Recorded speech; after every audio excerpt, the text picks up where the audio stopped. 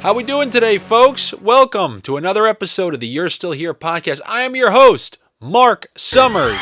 My favorite host as a kid. And now, here's your Double Dare host, Mark Summers. Mark Summers opened up a show. I was excited. I didn't even have to know what it was, which is a real weird thing that when they test those hosts, oh, the kids are going to like this guy. I loved Mark Summers. I loved watching him host shows. I have no clue why. A random adult. I loved watching him host Double Dare and What Would You Do?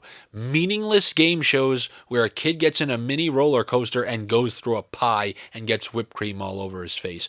I have no clue why I enjoyed him or those shows, but I definitely did. What would you do? You know, on Double Dare, they had that legendary huge nose where I guess part of the game was you run in the nose and grab a flag and then pick the nose. There's just snot coming out. This is Pickett. Get down on your hands and knees, reach up the nostrils. That's where the flag is. If you pull it out quickly, you can pass it quickly and win this quickly. Regardless, that nose, that massive nose that they had on Double Dare is a prop that I would do anything for. I would love to get the massive nose on the show Double Dare. And something that I always tell you, if you don't know what that is, you can Google Double Dare Big Nose Nickelodeon, and you'll see the prop that I'm talking about.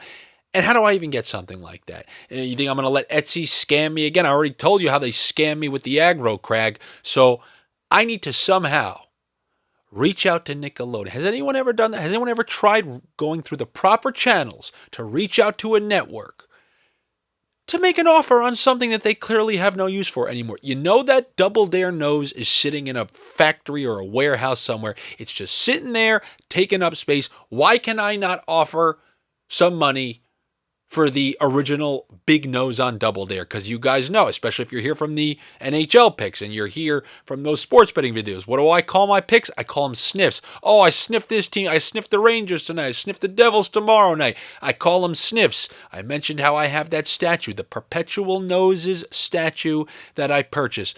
But still, even that pales in comparison to the massive nose from Double Dare.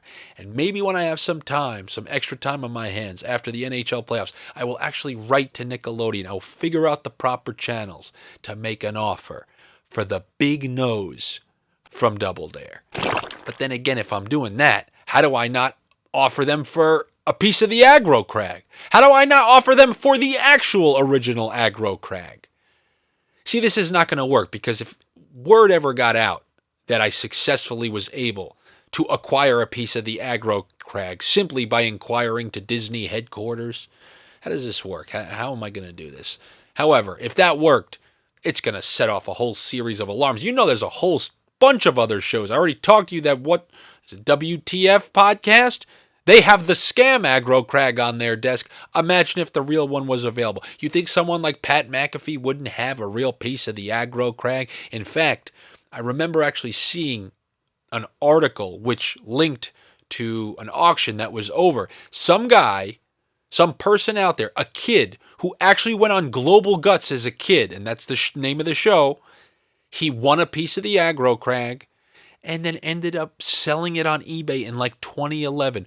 What happened in that kid's life that he had to sell one of the few pieces of the aggro crag? And I need to go back and see how much. I know he got a lot of money for it, but there is no amount of money that's truly enough for it.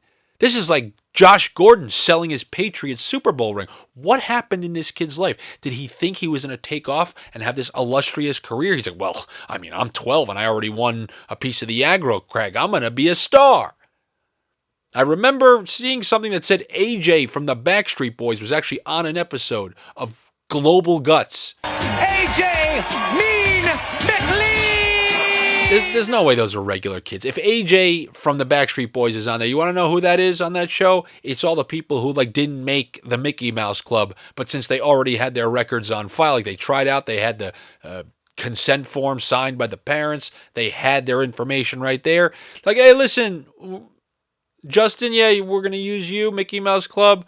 AJ, look, you're going to be an alternate for the Mickey Mouse Club, but right now, until then, we got this great show for you. It's called Global Guts, and you're going to try to win a piece of the aggro crag. And we have AJ right here. You were very high up there. What's the point of view like from up there? It's hard, believe me. Oh, it's amazing, man. Jeez.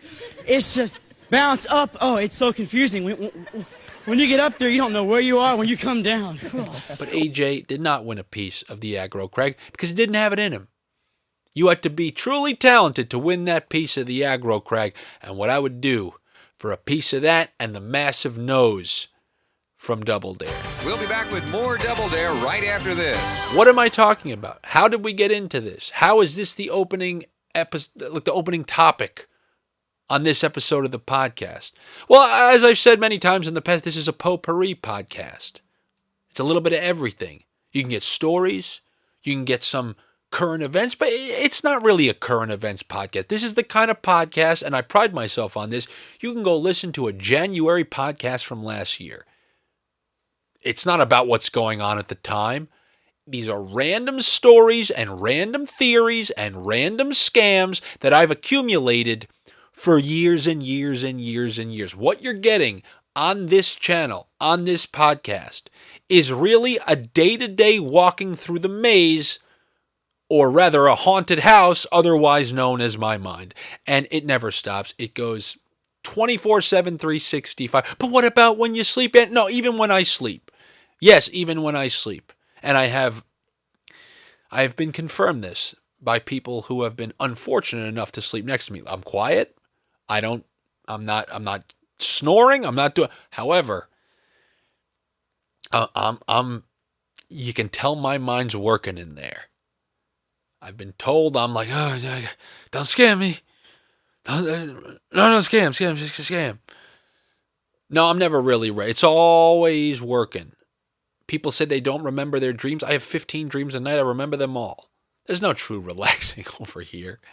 But I like that. It allows me a whole wealth of material that I always have available for you guys. And it's something that I always like because, you have these other podcasts. I feel like there's an orc horn. There's a formula where they go, and Twitter spits out whatever thing is getting the most engagement at them. I remember 1 week ago or a couple days ago, I don't even know how many already, but when there was that college basketball game between those two women's teams, and the one girl did the John Cena, you can't see me, the other girl, and then, oh my God, it's such trashy. Everyone's talking about the you can't see me. Every political podcast, every comedy podcast, every sport, every single person. We have to get Rob Schneider's take on the you can't see me thing. And then it's like, how do you even differentiate these podcasts when everyone's talking about the same couple of topics?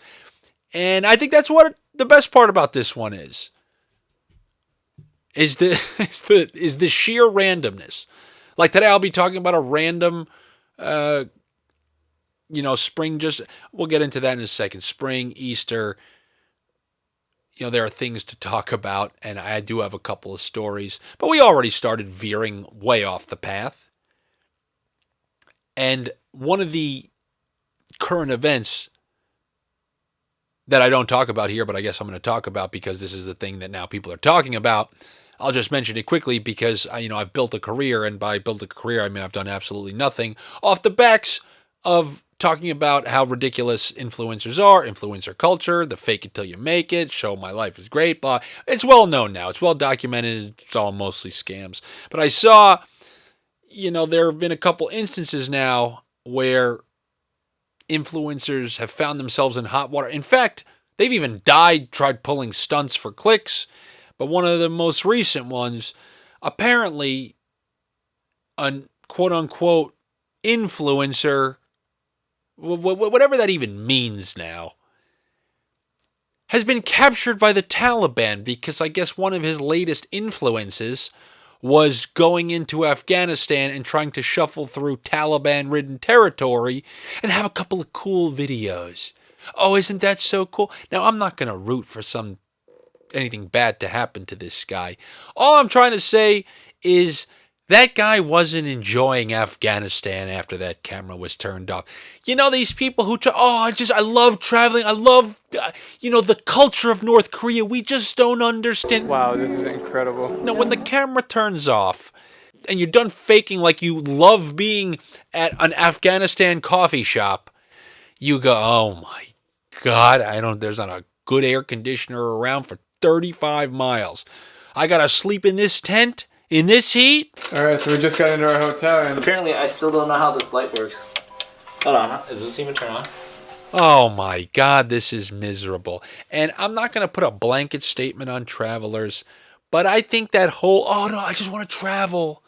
You see someone's bio on their I'm just traveling 24/7. And I don't want to hear like you're trying to absorb knowledge and cultures. No, you're not.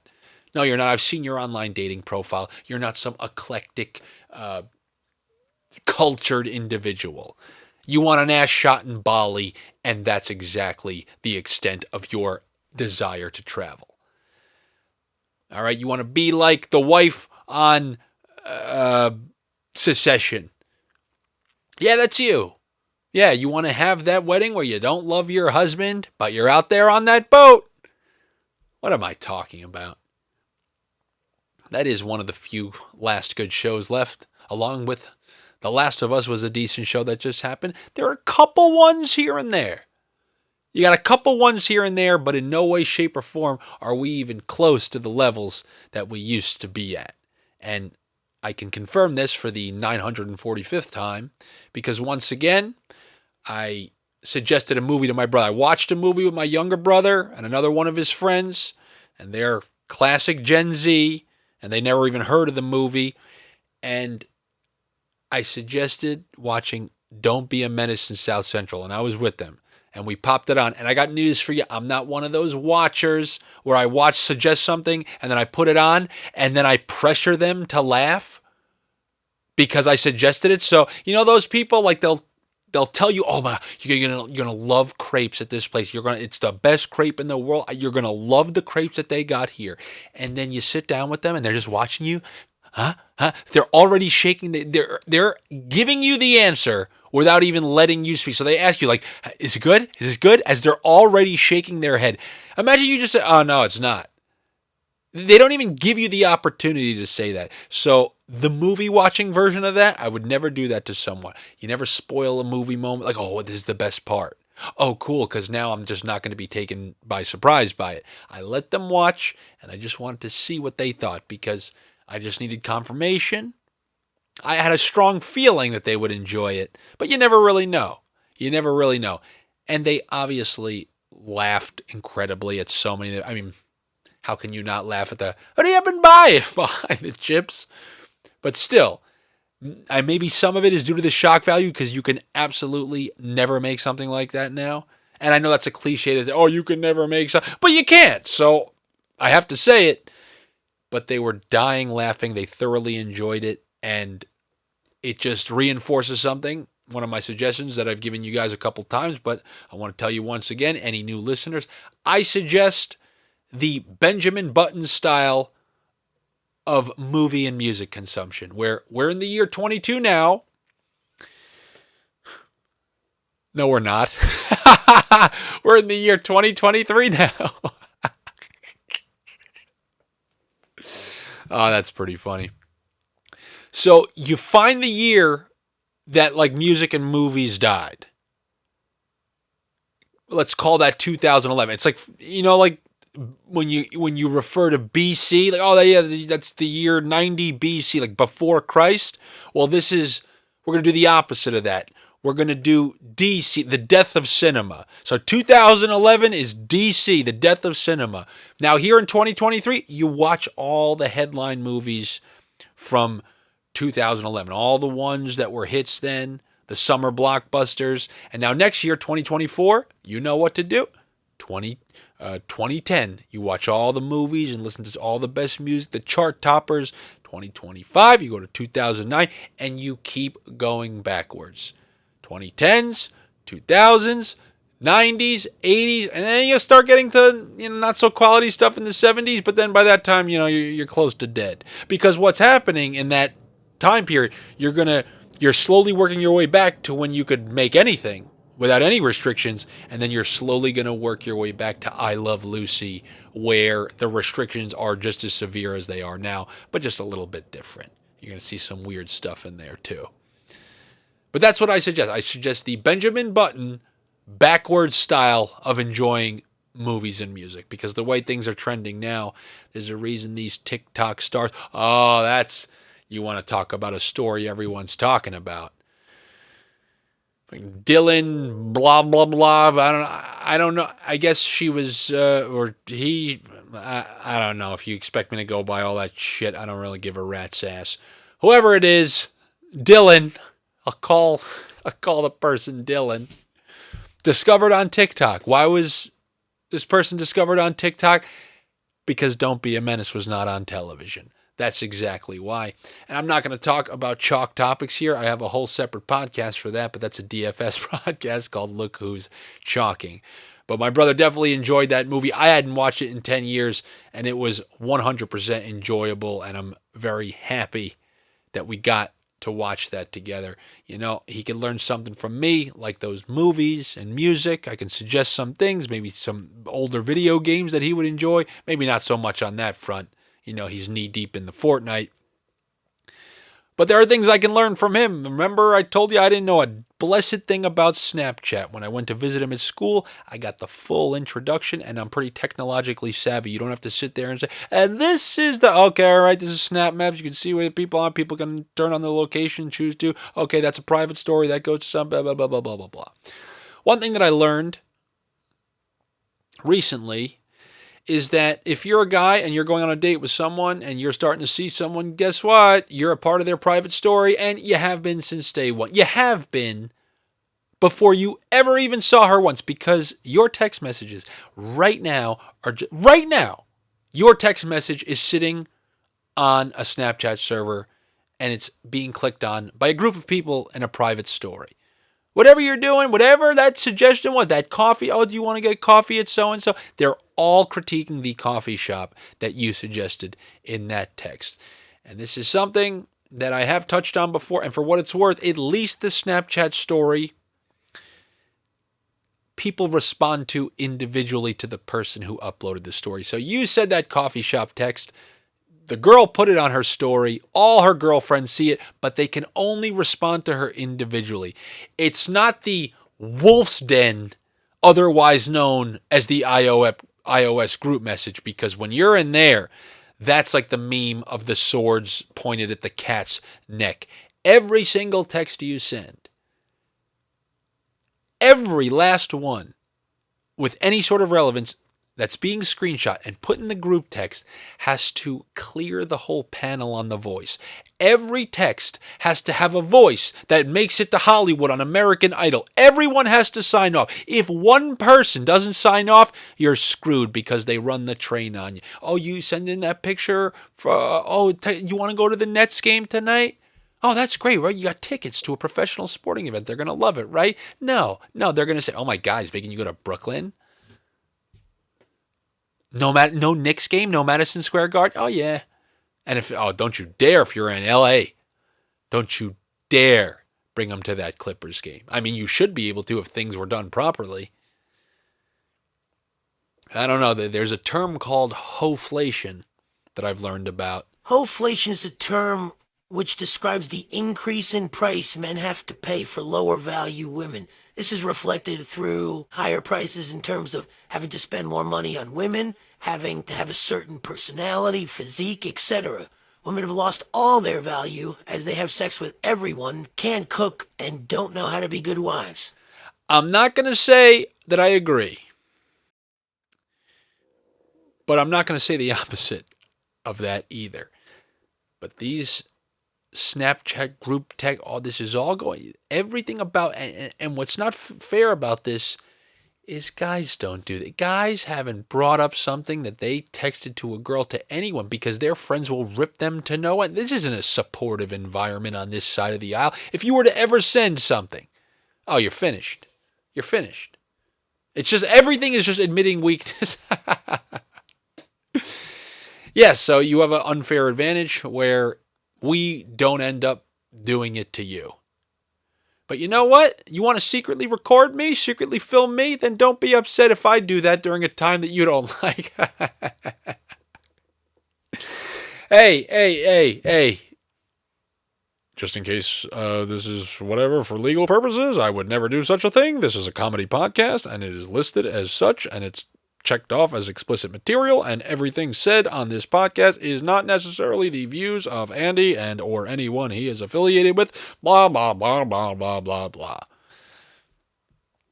Anyway, be careful sending those texts.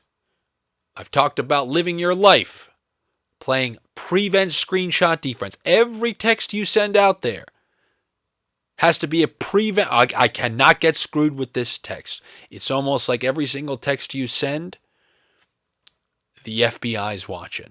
It's basically like you being in your house now with an Amazon Alexa. Everything you're saying, oh yeah, it's going right up into the servers. Just like those Ring doorbells, everything all up into the servers. So just add any sort of texting to the list. Okay? You're wired. The FBI's listening. So just choose your words carefully. You know that guy about that thing that we talked about over there? Yeah, I think that would be a good idea. That's how you play screenshot defense, but you can also go on the offense. Because if they're going to pull this stuff on you, like that's what you do on defense, but there's a way to be offensive. But when you finally meet those friends for the first time, when you meet them at some sort of environment, you throw out a bobber, you put the pressure on them because you know that they've asked what you do. I mean, you don't have to watch too many stand-up specials to realize, I think it was Chris Rock who said, what do your guy friends ask? What does she look like? What do your girlfriends ask? What does he do? So they want to know what you do. So when they, what would you do? Hosted by Mark Summers. Look it up. Look it up. Go run through a pie, pick a nose. So that friend is going to ask or what you do, and your friend's probably going to tell her, or whoever you're hanging out with is going to tell her. So when you introduce yourself, they're going to do the fake, oh, it's so nice to meet you. I don't know anything about you. What do you do? And then you come up with, oh, I work for TurboTax. And then you look at them. If she starts looking left, looking right, back, like, that's not what I know. Then you caught him. And you know that person knows a whole hell of a lot more about you than you know about them. And just curtail your behavior, knowing that she knows who you are. She's probably checked your social media. And if someone ever checks mine, that's probably not going to be good news for me, because look what's on my profile. And if you haven't looked, take a quick look. There's perpetual noses everywhere, and if I'm able to get my hands on the big nose from the Double Dare, that one will be probably somewhere in those pictures too. You have pictures with the Taliban in Bali. I have pictures of a big nose from Double Dare hosted by Mark Summers. But this is not Double Dare. This is the You're Still Here podcast, the podcast that keeps spinning records from 9 to 5 and 5 to 9. And that is going to be the end of this podcast. Thank you so much, guys, for coming back. It's always an absolute pleasure to have you. And I mean that from the bottom of my crusty heart. I really do appreciate it. Thank you guys so much. Obviously, if you haven't already, subscribe to the podcast on YouTube, Apple Podcasts, Spotify, anywhere. And I know how other videos say, hey, click the bell for notifications. But the reason I do think it's important, sometimes the release of these episodes is staggered. Sometimes it's on a Wednesday, sometimes on a Thursday, sometimes it's once a week, sometimes it's once every other week. I think you would be doing yourself a favor if you click that little notification bell so that you know when there's a new episode. But even if you listen to that new episode, like I said, in 2 months from now, it's fine, because this is a potpourri podcast. I actually didn't even talk about Easter. You know what? Looks like we're not done just yet. We're going to talk a little bit about Easter, because it's the one chance I get to wear pastel. I have one pastel shirt. I wear it every single Easter. If you see a picture of me on Easter, you don't know which one it's from, because I'm wearing the same shirt in all of them. And I got news for you. I'm going to be wearing it next year. Easter was always that holiday. It was that lingerer's holiday. You didn't know, do I go home? Do I get a flight home from college? Your mom always wanted you to come home for Easter. And it doesn't have to be a religious thing, by the way. I mentioned this about Christmas, too. There are two versions of holidays, of the really popular holidays. There's the religious version. All right, I was born again. But then there's the Easter Bunny version. The same way there's Christmas, and then a fat guy named Kringle who goes around, says ho, ho, ho, lives on the North Pole, and hangs around with reindeers and drops gifts. That has nothing to do with religion. There's the American Easter and the religious Easter. And I think non-religious folk can partake, but that's just me. When we're talking about, painting eggs in an Easter bunny, pretty sure there's no ties to the Old Testament and New Testament with painting Easter eggs in an Easter bunny. And when it comes to Easter, I never understood the Easter egg hunts. Those never we go to a field and we look for eggs, and then are there prizes involved, or you just say, "Oh, I'm the one who found it"? Maybe I have it mistaken. If there's incentive to find the egg, and even the colored eggs, what are we doing with these colored eggs? They're not being eaten. Are they being cracked? Are they being peeled? They're just random colored eggs that we just have laying around. I don't know. I never got this egg coloring. Never got this Easter egg hunt. I don't. Maybe I'll feel differently if there are kids around. But as of right now, or even when I was a kid, I never said, "Oh, cool, you gave me some colored Easter eggs, nice." I never gave a rat's ass. The only type of Easter egg hunt that I find fascinating, and I didn't get to partake in this, but my younger brother did, and he told me about it, was when he was a senior in high school. They have the best thing I can come up with is like an Easter egg hunt, but for items on a list, and it's part of like this senior competition, and I don't know what rewards are involved, but I know that the items on the list are absolutely ridiculous. Some of them range from like things you have to get, like you got to get the flag of the so-and-so. One thing on the list was you have to go to second base with someone on second base of the baseball field. So that means a guy and a girl just had to be standing on second base, and he just has to start feeling her up. And then a third person has to be there to verify that this happened, and then the other people have to believe that, or do they have to videotape it and then delete it afterward? Or does it go to the private Snap story where all your messages go when you meet somebody? That's fascinating. I would have loved to take place in this, not because of the second base on second base, because I feel like there were some funny items. I don't remember some of the ones, but some of them were probably simple. I remember there were like points to it. Second base on second base was probably worth a double, but there were ones that were worth like 1 point and then big ones worth 5. That seems kind of fun. I'm not going to lie. That seems like something that's fun. That's the closest I will get to an Easter egg hunt when it comes to the things that I enjoy with Easter. The closest I ever got to that, leave it to me, was, I'm a Halloween guy. One Halloween, my friends and I in high school, we did a competition. Who can end up with the most pumpkins in like 2 hours? So we drove around and stole every pumpkin humanly imaginable known to it. We stacked as many pumpkins as we could to see who won for no monetary prizes. There was no money involved. We did it just to engage in an idiotic competition and to kill time. And then we met up in a parking lot, counted all the pumpkins. Okay, 68, 69. Ah! You do a yell like idiots when one team wins. And then after that was over, we smashed all the pumpkins in the parking lot and then just went home. So we basically were criminals. That was the name of the game. We engaged in stealing. We were thieves and vandalizers and just destroyed all these pumpkins in the back of a parking lot. That was our Easter egg hunt. That's the guy that is sitting right here in front of you. But I'm a changed man. I'm a changed man. So they say. But this changed man is about to leave you, because now that I've touched that final base, something that I forgot to talk about here on this Potpourri podcast, I will be back with you next week. And if it's not next week, when is it? When is it? The week after that, because you're going to hit that notification bell so you know when the next episode is there. All right, everybody, take it easy. I do appreciate you coming back. I will talk to you soon. Have a good one. Remember, it ain't warm yet. Next week is high of 50s in Boston. So don't get out that day. You can get those colored Easter eggs, but don't bust out those t-shirts just yet. Another 6 weeks left. Take it easy.